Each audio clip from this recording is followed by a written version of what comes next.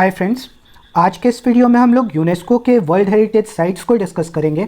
UNESCO का world heritage site यानी UNESCO के विश्व धरोहर साइट्स इंडिया में कौन कौन से हैं, आज के इस वीडियो में हम लोग समझेंगे। हर एग्ज़ाम में ये पूछा जाता है, इसलिए एग्ज़ाम्स के लिए भी काफ़ी इंपॉर्टेंट है।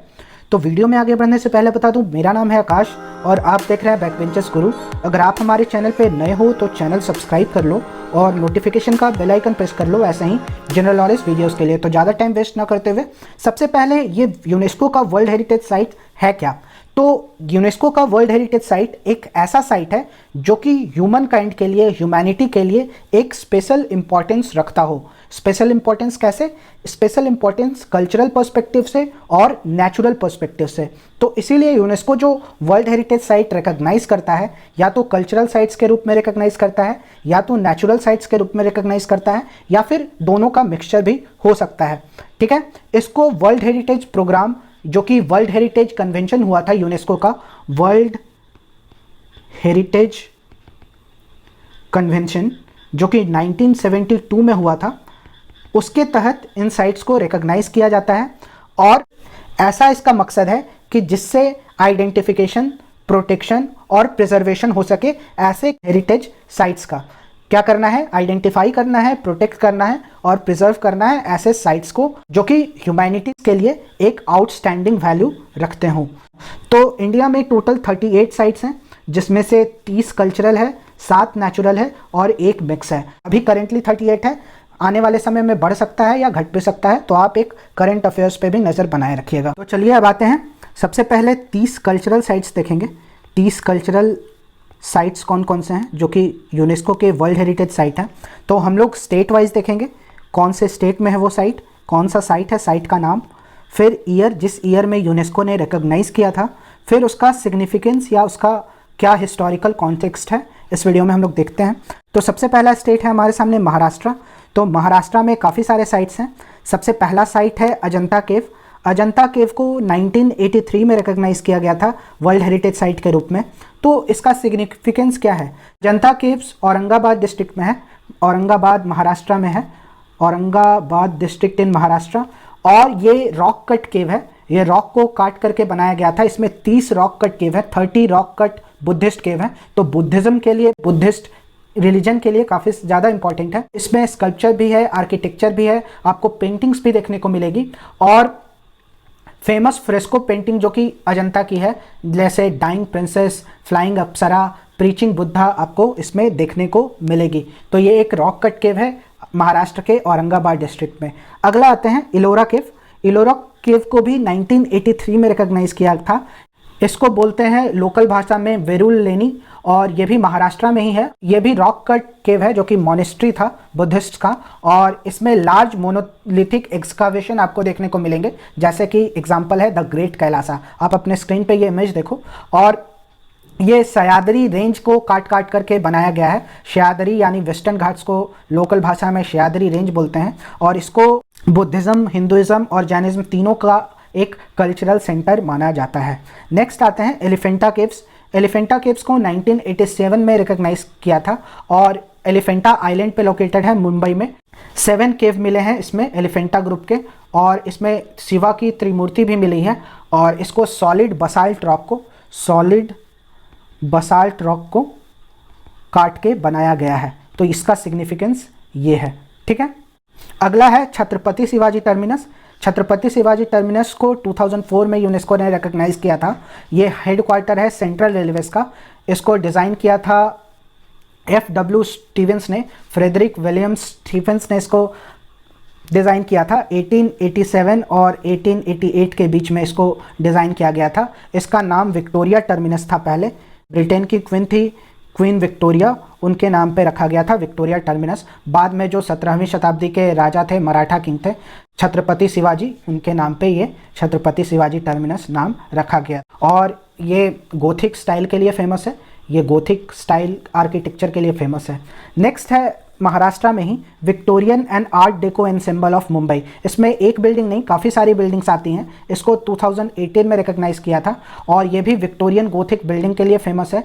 इसमें आपको Bombay high court, Rajabai clock tower, Eros cinema, convocation hall, university of Mumbai, ठीक है, यूनिवर्सिटी लाइब्रेरी मुंबई, ये सब देखने को मिलेगा। तो ये काफ़ी इम्पॉर्टेंट है। तो ये थे महाराष्ट्र के हेरिटेज साइट। अब आते हैं यूपी के कुछ साइट्स को देखते हैं। तो यूपी में सबसे पहला है ताजमहल। ताजमहल के बारे में तो आप लोग सब जानते होंगे, लेकिन फिर भी ताजमहल को डिस्कस करते हैं। ताजमहल को शाहजहां ने अपनी बेगम मुमताज़ महल की याद में बनाया था और इसको 1983 में वर्ल्ड हेरिटेज साइट के रूप में रिकॉग्नाइज किया गया था। इसके चीफ आर्किटेक्ट थे उस्ताद अहमद लाहौरी और बहुत सारे आर्टिसंस ने मिलकर इसको बनाया था। और इसके अंडर में मुगल गार्डन्स आता है और ये यमुना नदी के किनारे बसा हुआ है। तो इसमें संगमरमर पत्थर का यूज़ किया गया है जिसको राजस्थान से मंगवाया गया था। तो वन ऑफ द 7 वंडर्स है, तो काफ़ी ज़्यादा कल्चरल हेरिटेज को ये रिप्रेजेंट करता है। तो ताजमहल यूपी में एक है। दूसरा है आगरा फोर्ट। इसको रेड सैंडस्टोन से बनाया गया है। इसको रेड फोर्ट ऑफ आगरा भी बोलते हैं। तो ये मुगल और उनके पावर को दिखाता है, क्योंकि अकबर के रूल में, औरंगजेब के रूल में इस आगरा फोर्ट का महत्व काफ़ी ज़्यादा था। ठीक है, तो इसमें खास महल है, शीश महल है, दीवाने खास है, दीवाने आम है, तो ये सब इसके अंदर है। नगीना मस्जिद भी इसके अंदर है। ये पर्शियन आर्ट और तिमोरी आर्ट का और इंडियन आर्ट का मिक्सचर है। ठीक है, तो आगरा फोर्ट हो गया दूसरा यूपी में। थर्ड है यूपी का फतेहपुर सिकरी। फतेहपुर सिकरी को 1986 में रिकॉग्नाइज किया गया था। डेट उतना ज़रूरी नहीं है याद रखना कि कब रिकॉग्नाइज किया गया था, बस आपको साइट और उसका सिग्निफिकेंस याद रखना है। तो यूपी में तीसरा है फतेहपुर सिकरी। फतेहपुर सिकरी को second half of 16th century में बनाया गया था। अकबर द ग्रेट का शासन 1556 से 1556 से 1605 तक चला था। 1556 में सेकेंड बैटल ऑफ पानीपत हुआ था हेमू और अकबर के बीच। ठीक है, तो 1556 से 1605 के बीच अकबर ने बहुत सारे मॉन्यूमेंट्स बनाए थे, उसमें से फतेहपुर सिकरी एक है। और इसको द सिटी ऑफ विक्ट्री भी बोलते हैं फतेहपुर सिकरी को। तो फतेहपुर सिकरी को मुगल एम्परर अकबर के रेन में बनाया गया था और ये भी मुगल सिविलाइजेशन, मुगल रूल को दिखाता है कि मुगल रूल अपने पीक पे थी अकबर, जहांगीर, शाहजहां, औरंगजेब के दौरान। ठीक है, तो 3 साइट्स हैं यूपी में, ताजमहल, आगरा फोर्ट और फतेहपुर सिकरी। तो कल्चरल में 30 में से महाराष्ट्र में 5 हैं, Ajanta caves, Ellora caves, Elephanta caves, Chhatrapati Shivaji terminus, Victorian and art deco ensemble of Mumbai. ये 5 महाराष्ट्र के हो गए। फिर आते हैं उत्तर प्रदेश में 3 है, ताजमहल, आगरा फोर्ट, फतेहपुर सिकरी। नेक्स्ट आते हैं राजस्थान को डिस्कस करते हैं। राजस्थान में भी काफ़ी सारे वर्ल्ड हेरिटेज साइट हैं। राजस्थान का सबसे पहला वर्ल्ड हेरिटेज साइट है जंतर मंतर। जंतर मंतर को 2010 में रिकॉग्नाइज किया गया था। तो ये जंतर मंतर काफ़ी इंपॉर्टेंट साइट है। और ये जो दिल्ली का जंतर मंतर है, दिल्ली का जो जंतर मंतर था उसको ध्यान में रखते हुए से बनाया गया था। और इसको महाराजा जयसिंह द्वितीय ने, महाराजा जयसिंह 2 ने इसको बनाया था। और जो मैंने आपको बताया कि ये दिल्ली में जो जंतर मंतर था मुगल ने बनवाया था जिसको, उसको ध्यान में रख के इसको बनाया गया था। अगला आते हैं हिल फोर्ट्स ऑफ राजस्थान। राजस्थान में काफ़ी ज़्यादा हिल फोर्ट्स हैं। ये शहर से या ऊंचाई पे बने हुए हैं ताकि कोई भी एनिमी के अटैक से बचा जाए। ये ऊंचे ऊंचे हिल्स पे होते थे और काफ़ी खूबसूरत हिल हैं। इसमें Ranthambore fort, Amer fort, Jaisalmer fort, Chittorgarh fort, इन सब फोर्ट्स को 2013 में रिकॉग्नाइज किया गया था यूनेस्को के द्वारा। ठीक है, ऊंचे पहाड़ों पे बने होते थे। एक तो हाइट पे होने की वजह से एनिमी के अटैक से ये काफ़ी सेव करते थे। चारों तरफ 4 दीवारी होती थी जिससे शत्रुओं के अटैक से बचा जा सके। और ये काफ़ी ज़्यादा इनमें टेम्पल्स होते थे, हिंदू टेम्पल्स, जैन टेम्पल्स, और अंदर में ही ट्रेड एंड कॉमर्स के लिए बाजार भी लगता था। और इनको राजपूत रूलर्स के द्वारा रूल किया जाता था। राजपूत रूलर्स इसी सब फोर्ट से रूल करते थे। तो ये सब फोर्ट्स का आप नाम याद रखिएगा, रणथंभौर, आमेर, जैसलमेर, चित्तौड़गढ़। तो ये सब हिल फोर्ट्स ऑफ राजस्थान एक एंटिटी माना गया है। तो नेक्स्ट आते हैं राजस्थान में ही जयपुर सिटी, जो लेटेस्ट है इस लिस्ट का। जयपुर सिटी को 2020 में ही रिकॉग्नाइज किया गया था।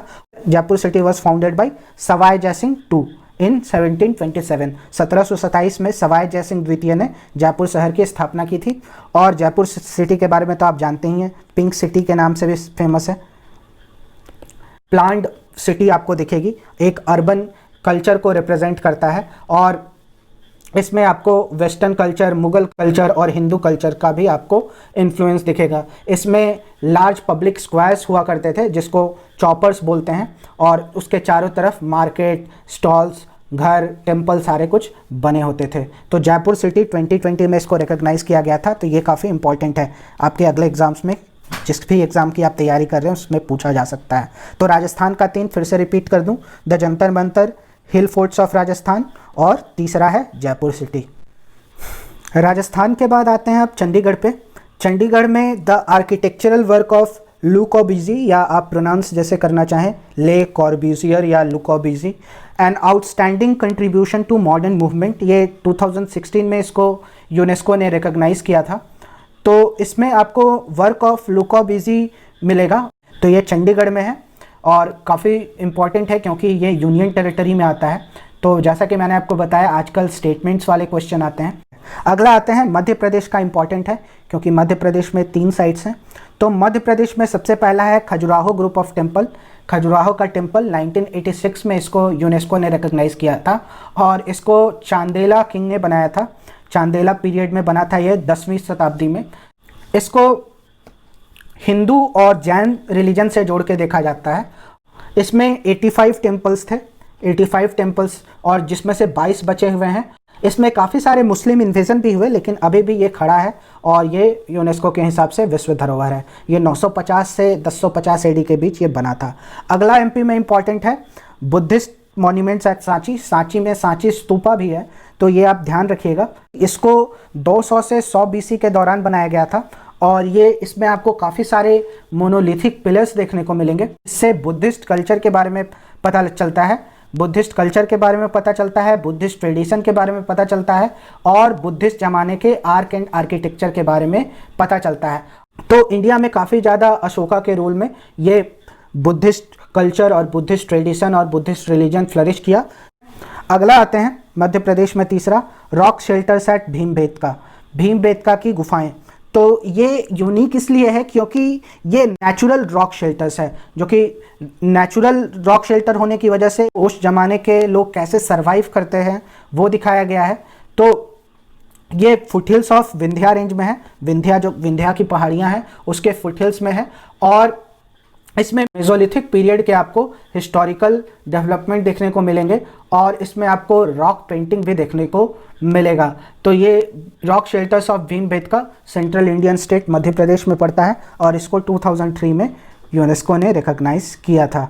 अगला आते हैं गुजरात स्टेट। गुजरात में भी 3 है।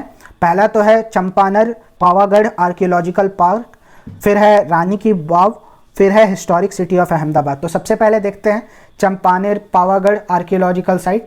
ये पंचमहल डिस्ट्रिक्ट में है। ये चंपानेर जो साइट है, चंपानेर पावागढ़, ये पंचमहल डिस्ट्रिक्ट है गुजरात का, वहाँ पे लोकेटेड है और इसमें काफ़ी सारे अनएक्सकावेटेड आर्कियोलॉजिकल, हिस्टोरिक और लिविंग कल्चर आपको देखने को मिलेंगे। ये सब चालकोलिथिक साइट है, चालकोलिथिक एज में बना हुआ था और इसमें हिंदू ट्रेडिशन के टेम्पल आपको देखने को मिलेंगे, जैन टेम्पल देखने को मिलेंगे, जैसे Kalika Mata temple, Jain temple on top of Pavagadh hill आपको देखने को मिलेगा इसमें, और इसमें काफ़ी ज़्यादा पिलग्रिम्स जाते हैं। फिर आते हैं अगला, गुजरात में ही है रानी की वाव। रानी की वाव को 2014 में यूनेस्को ने रिकॉग्नाइज़ किया गया था। ये पाटन गुजरात में पड़ता है और रानी की वाव का मतलब होता है ट्विन स्टेपवेल, और जो कि फेमस स्टेपवेल है इसका साइज़ की वजह से। तो ये 64 मीटर लंबा है, 20 मीटर चौड़ा है और 27 मीटर गहरा है। आप अपने स्क्रीन पे देखो, ये रानी की वाव है और इसमें 500 स्कल्पचर हैं भगवान के। तो जितने स्कल्पचर हैं उसमें से ज़्यादा विष्णु के स्कल्पचर आपको देखने को मिलेंगे। विष्णु के लिए डिवोशन दिखाते मिलेंगे। दशावतार है, विष्णु के जो दशावतार होते थे उनके बारे में आपको स्कल्पचर इसमें देखने को मिलेंगे। इसमें आपको योगिनी, अप्सरा, 16 श्रृंगार करते हुए आपको देखने को मिलेंगे। तो रानी की वाव 2014 इंपॉर्टेंट है गुजरात का साइट। फिर आते हैं historic city of Ahmedabad. Ahmedabad किस नदी के किनारे बसा हुआ है, कमेंट सेक्शन में जल्दी से बताइए। अहमदाबाद शहर बसा हुआ है साबरमती नदी के किनारे। ये सिटी को फाउंड किया गया था सुल्तान अहमद शाह फर्स्ट के द्वारा 15th सेंचुरी में, और ये साबरमती नदी के किनारे लोकेटेड है और साबरमती के ईस्टर्न बैंक पे ये शहर लोकेटेड है। तो अहमदाबाद काफ़ी ज़्यादा इसका हिस्टोरिकल सिग्निफिकेंस है और इसमें आपको सल्तनत पीरियड के बहुत सारे आर्किटेक्चर देखने को मिलेंगे, हिंदू टेम्पल देखने को मिलेंगे, जैन टेम्पल भी आपको इसमें देखने को मिलेंगे। ठीक है, तो ये थे गुजरात के 3। गुजरात के 3 फिर से रिवाइज कर लीजिए। चंपानेर पावागढ़, फिर रानी की वाव, फिर है हिस्टोरिक सिटी ऑफ अहमदाबाद।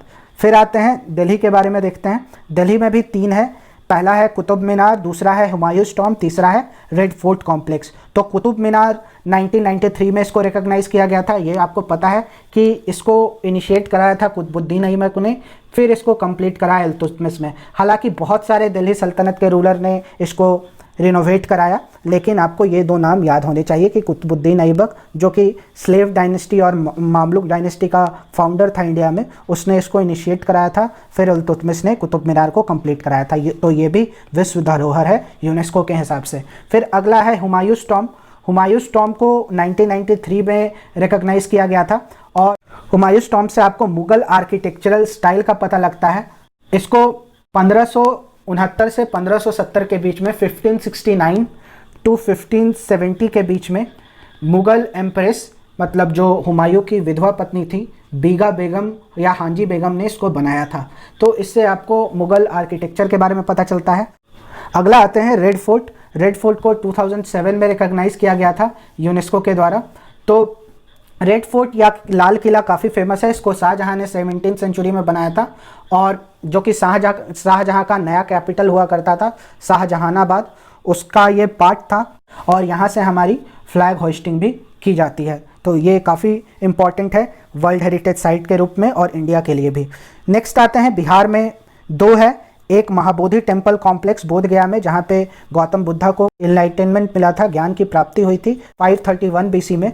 तो महाबोधि टेम्पल बोध गया में, ये है बिहार का यूनेस्को हेरिटेज साइट, 2002 में इसको रिकॉग्नाइज किया गया था। और अगला है archaeological site of Nalanda Mahavira, जो कि नालंदा यूनिवर्सिटी के नाम से भी फेमस है। इसको 2016 में रिकॉग्नाइज किया गया था, और ये एजुकेशनल सेंटर हुआ करता था एंशिएंट ज़माने में, जिसमें ह्यून सांग पढ़ने आया था, चाइनीज़ ट्रैवलर ह्यून सांग, ये नालंदा यूनिवर्सिटी में अपनी शिक्षा लेने आया था। तो इतनी बड़ी यूनिवर्सिटी पुराने ज़माने में एंशिएंट टाइम्स में होती नहीं थी। ये काफ़ी इंपॉर्टेंट हेरिटेज साइट है विश्व के दृष्टिकोण से। तो आप इसमें काफ़ी सारे बुद्धिस्ट सेंटर देखोगे, ठीक है। ये जैसे मैंने बताया अजंता केव्स, इलोरा केव्स, ये नालंदा का साइट, तो इसमें आप रिलीजियस सेंटर काफ़ी सारे देखोगे जिसमें बुद्धिज्म प्रोमिनेंट है, ठीक है। अब आते हैं बिहार के बाद तमिलनाडु में। तो तमिलनाडु के साइट्स काफ़ी इंपॉर्टेंट हैं। पहला तो है group of monument site Mahabalipuram, और ये इसलिए भी इम्पॉर्टेंट है क्योंकि अभी रिसेंटली लास्ट ईयर जब प्रधानमंत्री नरेंद्र मोदी और शी जिनपिंग के बीच जो इनफॉर्मल समिट हुआ था, महाबलीपुरम समिट या मामलापुरम समिट, वो इसी टेम्पल के पास हुआ था, और ये 1984 में इसको रिकॉग्नाइज किया यूनेस्को ने। और ये जो टेम्पल्स थे, इसको पल्लवा किंग्स ने बनाया था 7वीं और 8वीं शताब्दी में। 7th century and 8th century में इसको पल्लवा किंग ने बनाया था, ये महाबलीपुरम टेम्पल्स को। तो ये कोरोमंडल कोस्ट के किनारे है। आप इंडिया को के मैप पे एक बार ध्यान दे लो, ये इंडिया का कोरोमंडल कोस्ट है, इसके किनारे लोकेटेड है, तमिलनाडु में है। पिक्चर देखो, ये महाबलीपुरम टेम्पल की पिक्चर है, और इसमें आपको रथ्स मिलेंगे, चैरियट्स मिलेंगे, मंडप्स मिलेंगे। और नेक्स्ट आते हैं तमिलनाडु में ही ग्रेट लिविंग चोला टेम्पल। चोला टेम्पल्स भी काफ़ी इंपॉर्टेंट हैं, इसको चोला किंग ने बनाया था। इसमें 3 टेम्पल इंपॉर्टेंट हैं चोला टेम्पल्स में से। Brihadeeswara temple at Thanjavur, Brihadeeswara temple at Gangaikonda Cholisvaram, ये दोनों बृहदेश्वरा टेम्पल है, एक तंजावुर में है और एक है आपका गंगाईकोंडा में, ठीक है। तो यहाँ पे आपको शिवा के इमेज देखने को मिलेंगे, और इसको चोला किंग ने बनाया था। चोला किंग में कौन कौन से इंपॉर्टेंट किंग है? राजराजा सेकंड, और ये भी यूनेस्को का वर्ल्ड हेरिटेज साइट में आता है। आप अपने स्क्रीन पे टेम्पल की फ़ोटो देख सकते हो। नेक्स्ट आते हैं, ये रेलवेज़ है। रेलवेज़ भी काफ़ी इंपॉर्टेंट है, इसको ब्रिटिश ने बनाया था, और इसमें आपको 3 माउंटेनियस रेलवे मिलेंगे। एक दार्जिलिंग हिमालयन रेलवे जो कि वेस्ट बंगाल में है, दार्जिलिंग जो कि हिल स्टेशन भी है, वहाँ पे आपको मिलेगा। और दूसरा है तमिलनाडु में आपको नीलगिरी माउंटेन रेलवे, और थर्ड है हिमाचल प्रदेश में कालका शिमला रेलवे। तो इतने हाइट पे जो टॉय ट्रेन चलती है वो भी यूनेस्को के लिए वर्ल्ड हेरिटेज है और ह्यूमैनिटी के लिए इम्पॉर्टेंट कल्चरल साइट है। तो ये हो गया माउंटेन रेलवे, ये 3 स्टेट में लोकेटेड है। नेक्स्ट आते हैं गोवा। गोवा में churches and convents of Goa, तो गोवा आपको पता है कि एक पोर्चुगीज कॉलोनी हुआ करता था, पुर्तगाली यहाँ पे आए थे और पुर्तगाली, ये देश आज़ाद होने के बाद भी ये पुर्तगालियों के कब्ज़े में था, बहुत दिन के बाद इसको आज़ाद कराया था हमने। तो churches and convents of Goa, यहाँ पे काफ़ी सारे आपको चर्चेस देखने को मिलेंगे, और जैसे सेंट फ्रांसिस जेवियर, और इसमें आपको काफ़ी सारे रोमन कैथोलिक आपको चर्चेस देखने को मिलेंगे। तो ये 16 से 18 सेंचुरी के बीच में जब पोर्तुगीज़ रूल करते थे तब से ये हेरिटेज है वहाँ पर। इसको 1986 में रिकॉग्नाइज़ किया था यूनेस्को ने। नेक्स्ट आते हैं उड़ीसा का सन टेम्पल, सूर्य मंदिर कोणार्क का। ये काफ़ी इंपॉर्टेंट है, ये सन गॉड पे बेस्ड है और इसमें बहुत सारे चैरियट्स हैं और 24 व्हील हैं, 24 चक्र हैं इसमें। 1984 में इसको यूनेस्को ने रिकॉग्नाइज़ किया था, सन टेम्पल एट कोणार्क। ठीक है, कौन से राजा ने बनवाया था? नरसिम्हा देव वन ने, जो कि ईस्टर्न गंगा डायनेस्टी थी। दो तरह की गंगा डायनेस्टी थी एंशिएंट किंगडम्स में, एक ईस्टर्न गंगा डायनेस्टी और एक गंगा ऑफ मैसूरू था। तो इसको ईस्टर्न गंगा डायनेस्टी ने, नरसिम्हा देव वन ने बनवाया था, और बहुत ही रिनाउंड टेम्पल है इंडिया का, और एक वर्ल्ड हेरिटेज साइट भी है उड़ीसा का कोणार्क टेम्पल या सन टेम्पल। ठीक है, इसको ब्लैक पगोड़ा भी बोलते हैं, ब्लैक पगोड़ा, ये ध्यान रखिएगा, एग्जाम्स में पूछता है, ब्लैक पगोड़ा सन टेम्पल को बोलते हैं। कर्नाटका में दो फेमस साइट हैं, एक group of monuments at Hampi. Hampi town Tungabhadra river के किनारे बसा हुआ है। कमेंट सेक्शन में बताइए कि तुंगभद्रा रिवर किस नदी की ट्रिब्यूटरी है? Tungabhadra river is the tributary of which river? ठीक है, तो ये कमेंट सेक्शन में बताइए। तो ये हम्पी मॉन्यूमेंट्स को 1986 में रिकॉग्नाइज किया गया था। इसमें आपको हिंदू और जैन टेम्पल्स देखने को मिलेंगे, इसमें आपको विरूपक्षा टेम्पल देखने को मिलेगा। तो ये काफ़ी इंपॉर्टेंट हेरिटेज साइट है कर्नाटका का, ये बेल्लारी डिस्ट्रिक्ट में है कर्नाटका में। नेक्स्ट आते हैं, एक group of monuments at Hampi है कर्नाटका का, दूसरा group of monuments at Pattadakal. तो पट्टाडकल का जो मॉन्यूमेंट्स है इसको 1987 में रिकॉग्नाइज किया गया था। ये भी Hindu as well as Jain centre है। इसमें आपको चालुक्य किंग के आर्किटेक्चर देखने को मिलेंगे, जो कि 6th और 8th सेंचुरी के बीच में चालुक्य के राजाओं ने बनाया था। इसमें तो पट्टाडकल को हिंदू होली सिटी भी कहा जाता है, और इसमें शिवा के आपको टेम्पल्स डेडिकेटेड दिखेंगे, और जैन नारायणा टेम्पल भी आपको देखने को मिलेगा। तो ये थे टोटल 30 कल्चरल साइट्स। अब आते हैं नेचुरल साइट्स पे।